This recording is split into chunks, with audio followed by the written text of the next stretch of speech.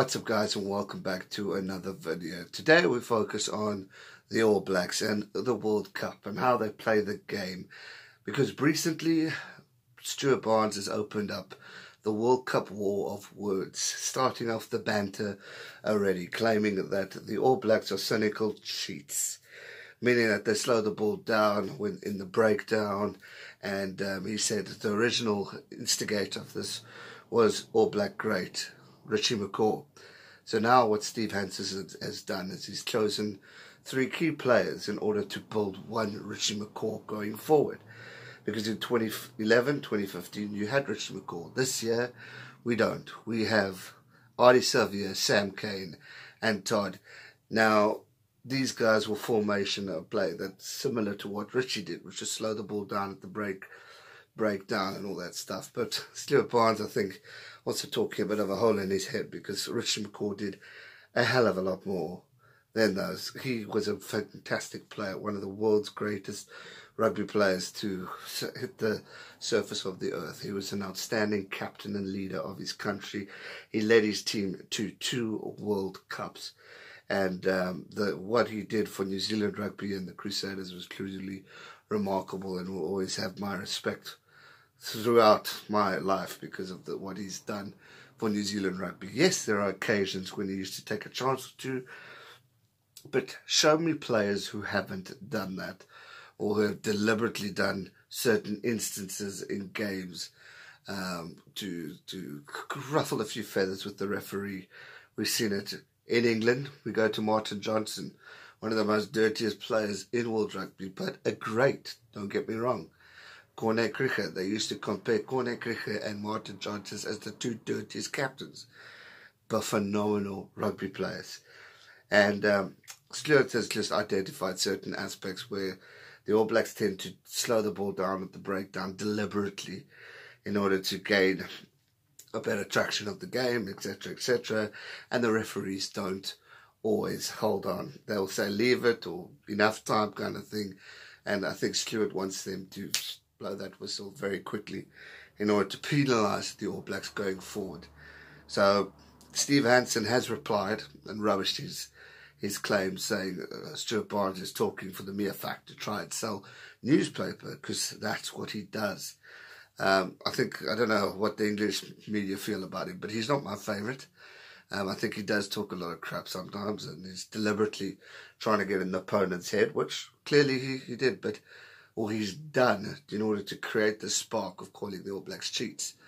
But one thing's for sure, we know what the All Blacks have dominated world rugby for the past 10 years. Why? Because they're that damn good. Cheats or whatever, you can make up your assumptions, but they play quality, skillful rugby that has gotten them to where they are. Yes, they've hit situations now where they've been beaten and people are coming up to the challenge when they play the All Blacks, but it doesn't mean we can have a dig. But it's Rugby World Cup time. Everyone's going at it. We've seen chirps here and there. I mean, Steve Hansen's done it too. He's done it. He called, what's his name, Michael Checker, Mickey Mouse. We've seen dibs go between the one thing, but it's a World Cup. Everyone's emotional. Everyone's tensed up, excited, energized for this Rugby World Cup, and it's going to be one to remember because of the competitive level going forward. So a little bit of banter here, there. I tend to enjoy, especially something like this where you can fight back. But this is what Mr. Stuart Barnes had to say. Defenders who create nothing but a trickle of slow possession damn the game and gain an edge. New Zealand, beautiful and ugly in equal measures, are well aware of that fact. He says McCaw's greatness was as much to do with his negativity at the breakdown as his inspiring commitment as captain. Inspiring he was. There is no McCaw now, but there remains a ruthless army of open-side mercenaries ready to kill the quick ball. When the price isn't so painful, when the referees are protecting legions of the assassins of the fine arts, who can blame coaches for picking them in even greater numbers? He's picked them because they're that damn good. Ardie Savea has had an incredible few years where he's just rose to the occasion. Sam Cane has been an outstanding player for All Black Rugby. I mean, he's a miracle player too, in my opinion, because he's just bloody well recovered from a neck injury that could have cost him the World Cup. So for me, that guy's a star. New Zealand, the most positive attacking team in the world, have their flip side. They are also the most cynical cheats at a breakdown. Barnes felt that the All Blacks were masters at putting pressure on referees to rule this difficult area effectively.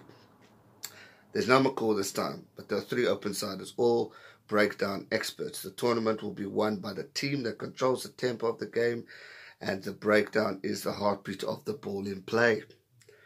But also the area of contentiousness calls that they be made officials aware of their masters' want. So he's saying he wants the referees to be on alert and focused on what happens at the breakdown, and that they need to be alert, and rightly so. They do need to, because the All Blacks do take a few chances here and there. They need to get penalised, but that goes for every single team on the field, whether it's a peril tackle, whether it's slowing the ball breakdown, whether it's late charges or whatever it may be, or knock-ons, legal play. The referees need to be consistent throughout this tournament, hence my previous video on referees. If we go to Ireland versus Wales, Roman Poit is not an example of a good referee. In fact, he stuffed that game up for me as well. So instead of worrying about what the All Blacks do, or what the Springboks do, or what your own country does, worry about what the refs do, and create your articles around them, because at the end of the day, it's in their hands, it's in their control. If the refs aren't consistent, we're going to have a flop of a World Cup. And that's the key point in this video, or in this whole tournament, is the referees need to be consistent. They need to use the TMOs effectively. They need to put their cards on effectively, that it doesn't damage the play, it doesn't damage a final, it doesn't damage a career. And not only a player's career, but their own career itself. We've seen referees' careers get destroyed because of instances of shocking play and no preparing for the game. So enough about the All Blacks and whining there. Focus on what really matters, the ball and the game at hand. That is going to be, All Blacks are masters. They've been masters for the past 10 years. And they're back on top again, so we better watch out and take them seriously.